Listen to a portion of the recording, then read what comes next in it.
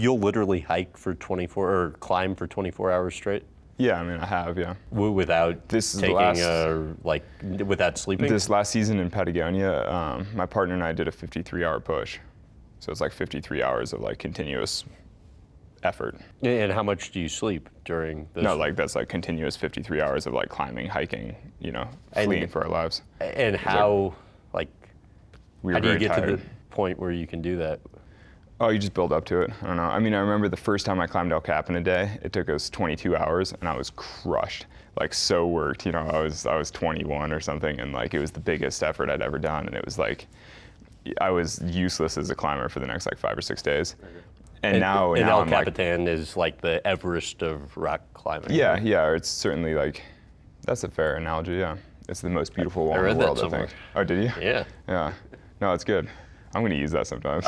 But so 53 hours of climbing. So the thing with our 53-hour push is like we did a 24-hour push climbing, and then we were supposed to get to the summit of Sartori, which is like a really big mountain, and then rappel back off the east side, which is where our camp was. But instead, this epic storm came. We sat for a few hours. We got worked. We wound up having to retreat down the west side, which is like the opposite side of the mountain range.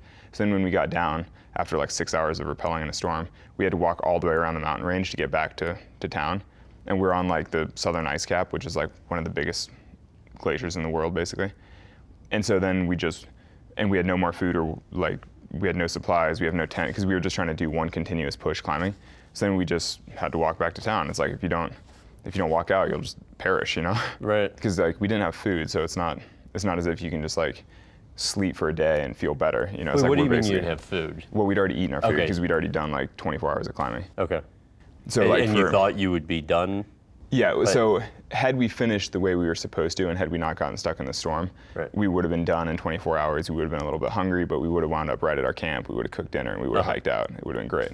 Right. But instead, we sat for like 4 more hours. We rappelled we got worked, and then we had to walk for 20 hours without food, which is pretty grim, like hiking on a glacier with and we were carrying backpacks like full of climbing gear. It's like 20, 30 pounds worth of crampons, boots, like ropes, all this stuff. And like nothing useful at all. Like no tent, no stove, no shelter, no food. You're just like, we're carrying all this stuff for 20 hours with like nothing. It was like very depressing. But my partner had this strategy where you just walk until you get warm, and then you just lay down in the trail and fall asleep until you get cold again, which is like 15 minutes, and then you wake up shaking. Because we were just like laying down in the dirt in the rain, and you'd fall asleep for like 15 minutes, and then be like, oh my God, we're cold, and then start walking again until you got warm. It was really grim. Man. It's like, yeah. And what's the worst conditions you've ever been in when you've been high up? Soloing or with a rope? Either. Well, with a rope, horrible conditions. This experience I'm just talking about in Patagonia, nuclear winds, and we were at the top of this icy spire, so we were connected to a sheet of ice, literally hanging from ice screws, sitting on ice, waiting for 4 hours, hoping that the sky would clear. Because the forecast that we'd seen a couple days before looked like it should get better. It turns out the forecast had changed and it never got better. But so, it's Patagonia. It's nuclear winds, overcast. Well, and the thing about Patagonia, and correct me if I'm wrong, there's no other landmass anywhere in the world in line with it, so there's nothing to block the wind, so they're just constant. It just rages across the ocean. Yeah, right. Yeah. The wind is legendary and definitely lives up to it. You're like, whoa.